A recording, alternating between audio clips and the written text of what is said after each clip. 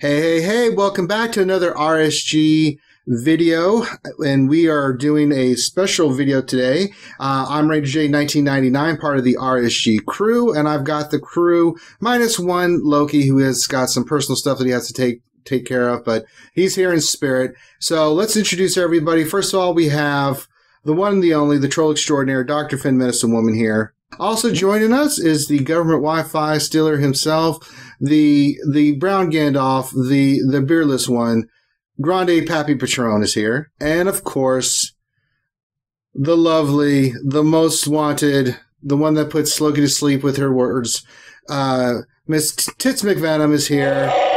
And we have the amazing executive live producer, the one and only CG Carey here with us today. How are you today? I'm good, thank you. I'm especially good because you just gave me a promotion, because I'm not technically an executive producer. I'm just a lowly senior producer. So well, someone told me you're executive live producer, and by someone I mean Grande. You know what? I'll take it. Thank you, I give people promotions every day.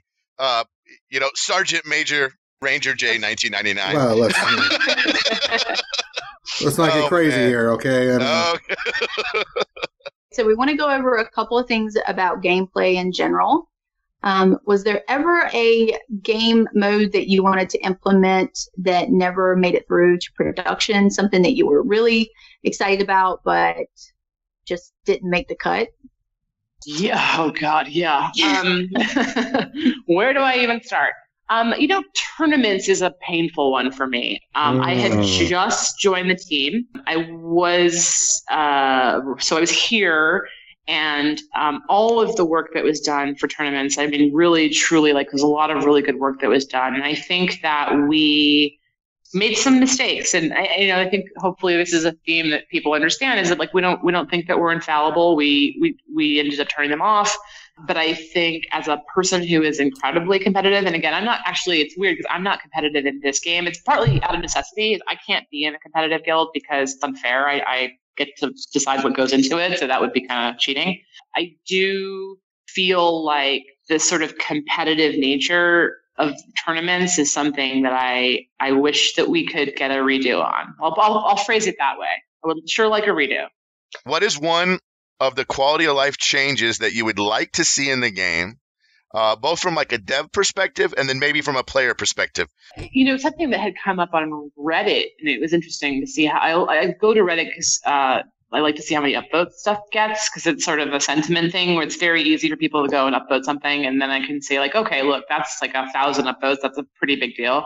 It was a pretty simple thing, which was a request for the little green button that appears on an item when you need it for a character, have that be indicate whether or not that is a favorited character. And so there was a lot of sort of theory crafting of should we make it green and yellow or not? And it's that we would try not to do that because of the colorblind factor. But to change that green button to or green circle to a little favorites flag, if it's a favorite character that needs it, to me is one of those things where, I literally, and this is where it can be frustrating when, and I know this having worked for producers like me before who are reading Reddit and forums and then come to the dev team and go, hey guys, can't we just do this thing I saw on Reddit? And it's stop it. You can be very destructive to a team if all you do is come in and ask for stuff, because you need to be planful and you need to be mindful and you need to give people reasons, and you can't just zing, let's do this, let's do that.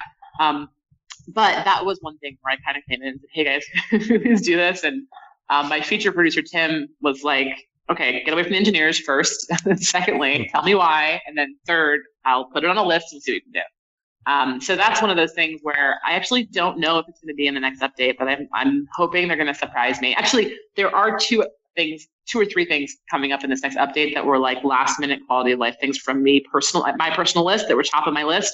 But I kind of want them to be a surprise. Hey. Okay. I'll tell you later. Ooh. Yeah. So now I want to know the secret. You'll know it later. No, Ben. That's not how secret works. Stop it.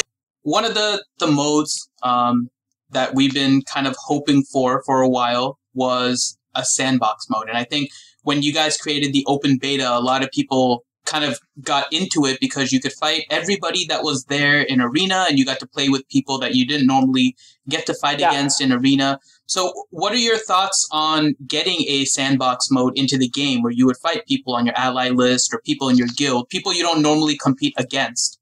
So in a way, you're asking two questions, because there's what do I think of the pure sandbox mode, and what do I think about sort of giving people an opportunity to fight people that they currently aren't fighting.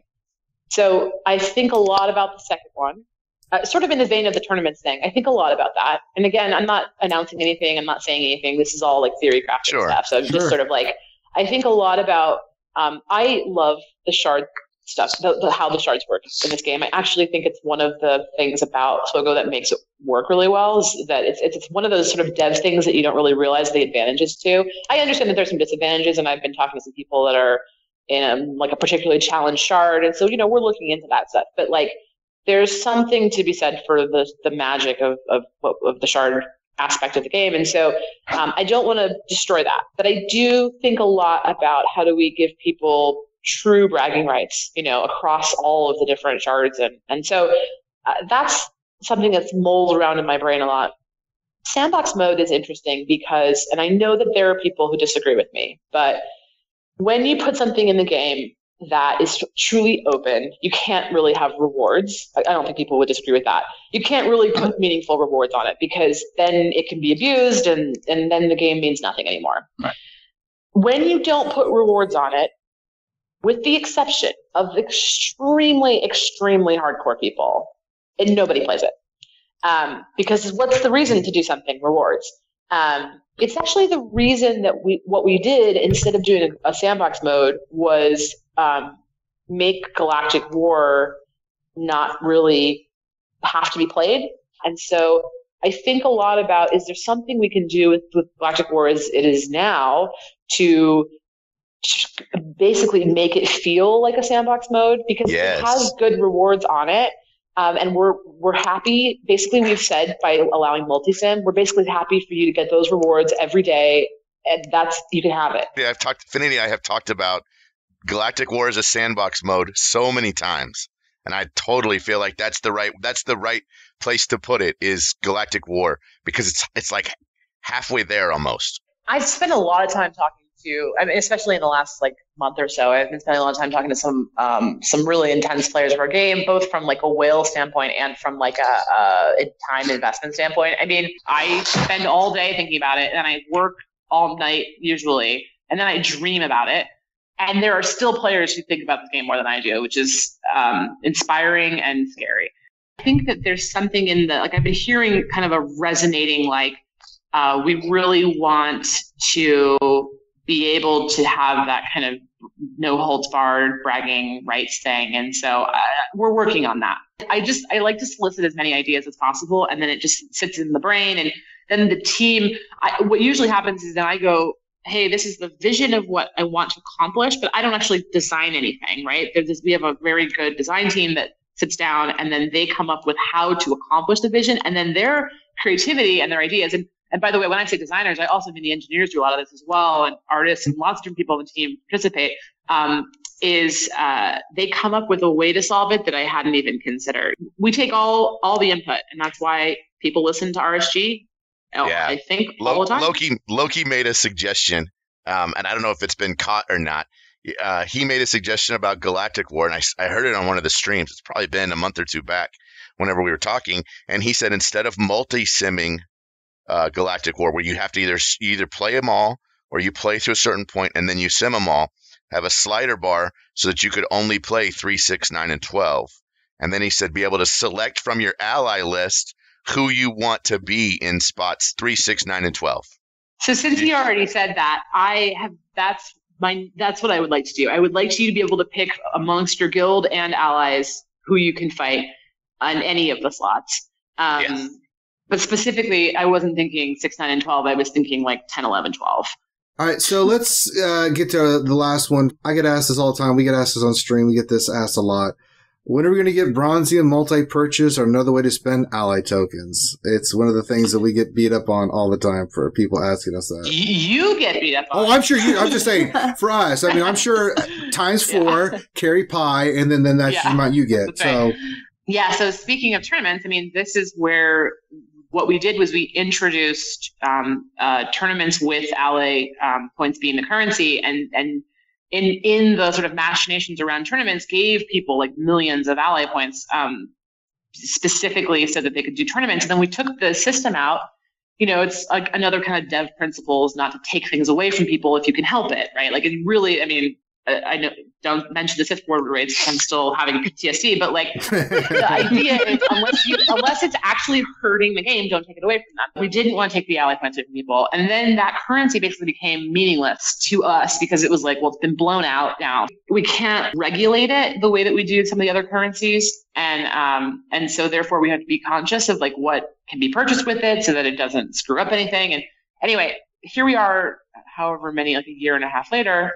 And the Bronzium thing has come up every week since I've been here. And I think the solution that I like the best right now is to put some really nice things up for sale for a whole lot of Bronzium for ally points to effectively kind of sink the economy down.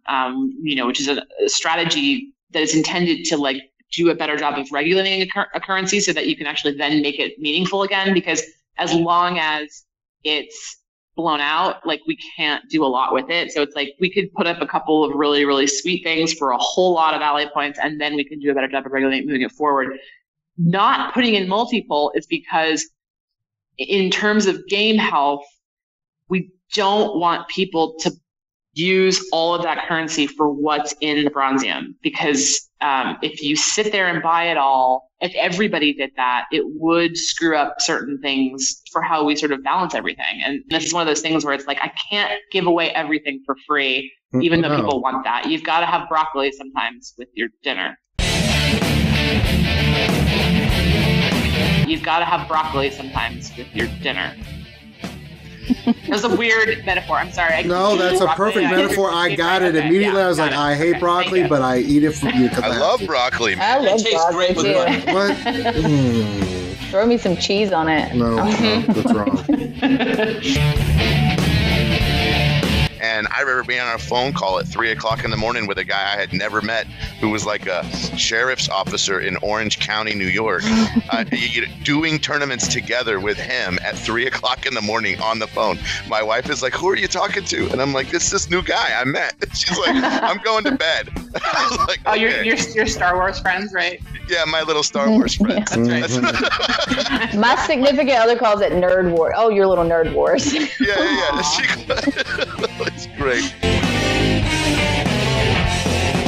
What is one of the quality of life changes that you would like to see in the game, both from like a dev perspective and then maybe from a player perspective? Oh gosh, as I said before, I literally have a list, a 1,000 line items. Half of those are probably from Ranger Rants.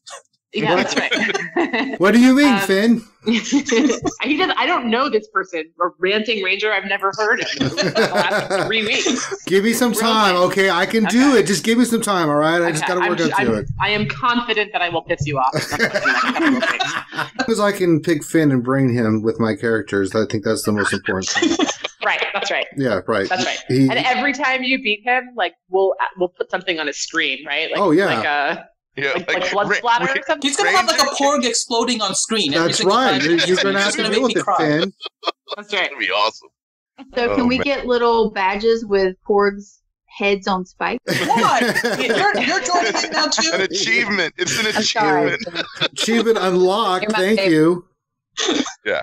All right, so you know what? You guys just said something, and I just wrote something down for my quality of life list. It's actually like a really good seed of an idea, but I'm not gonna. No. That's what we know how it works. That's right. Okay. Oh my gosh, she's gonna create a badge system, and the first one's gonna be a porg on a stick. Thank you very much. She didn't say that. Yeah. Don't assume.